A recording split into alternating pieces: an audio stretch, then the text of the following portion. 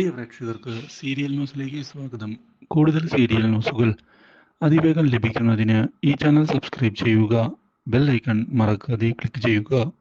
Video ഇഷ്ടമായി എങ്കിൽ like ചെയ്യാൻ മറക്കരുത്. ഇഷയെ ചെന്ന് കണ്ടിരിക്കുകയാണ് ഇപ്പോൾ അഭിഷേകിന്റെ അച്ഛൻ. ഇഷ, ഞാൻ ഒരുപാട് തെറ്റ് ചെയ്തിട്ടുണ്ട്. നിന്നെ ദ്രോഹിക്കുക മാത്രമാണ് ചെയ്തിട്ടുള്ളത് എന്നുള്ള കാര്യവും ഞാനിപ്പോൾ സമ്മതിക്കുകയാണ്.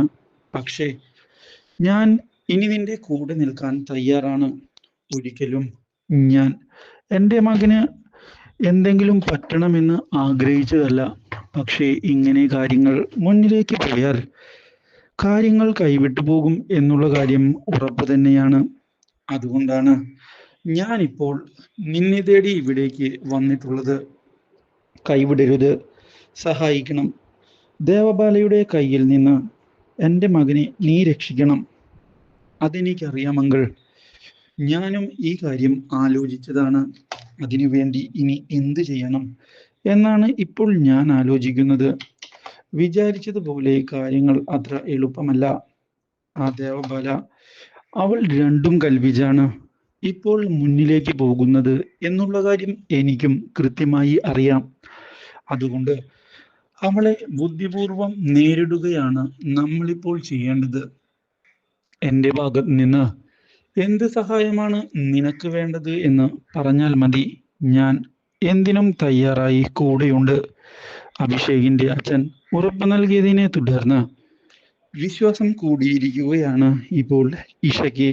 ഇതോടെ ഇഷ പുതിയ നീക്കങ്ങൾ പ്ലാൻ ചെയ്യുന്നു. കാര്യങ്ങൾ അങ്ങനെ വിട്ടുകൊടുക്കില്ല. എനിക്ക് അവനെ രക്ഷിക്കണം. അത് എൻ്റെ കൂടി ലക്ഷ്യമാണ്. ഇതേ തുടർന്ന് ദേവബാല ഇല്ലാത്ത സമയം നോക്കി കാര്യങ്ങൾ മുന്നിലേക്ക് കൊണ്ടുപോകാനുള്ള തീരുമാനം ഇരുവരും ചേർന്ന് എടുത്തിരിക്കുകയാണ്. മാത്രവുമല്ല, ഇതേ തുടർന്ന് അഭിഷേകിനെ കാണുന്നതിനായി അവർ എത്തുകയും ചെയ്യുന്നു. അപ്രതീക്ഷിതമായ ഈ വരവ് അഭിഷേകിന് വളരെയധികം സന്തോഷം നൽകിയിരിക്കുകയാണ്. ഞാനൊരിക്കലും നിങ്ങളിങ്ങനെ വരുമെന്ന് പ്രതീക്ഷിച്ചതല്ല, അഭിഷേക് പറഞ്ഞതിനെ തുടർന്ന്. അഭിഷേക്, ഇത് നിർണായകമായ സമയമാണ്. നമ്മൾ ബുദ്ധിപൂർവമായി കാര്യങ്ങൾ നീക്കിയാൽ മാത്രമേ അവളെ നേരിടാൻ സാധിക്കുകയുള്ളൂ. അതെ, അത് എനിക്കും അറിയാം. എങ്ങനെയാണ് കാര്യങ്ങൾ മുന്നിലേക്ക് കൊണ്ടുപോകേണ്ടത്, അതാണ് ഞാനിപ്പോൾ ചോദിക്കുന്നത്. എന്തെങ്കിലും വഴി ഞാൻ ഉണ്ടാക്കാം. അഭിഷേക് ധൈര്യമായിരിക്കെ. ഇതോടെ അഭിഷേകിനോട്, അഭിഷേക്, നിന്റെ കുഞ്ഞിൻ്റെ കാര്യത്തിൽ നീ പേടിക്കണ്ട.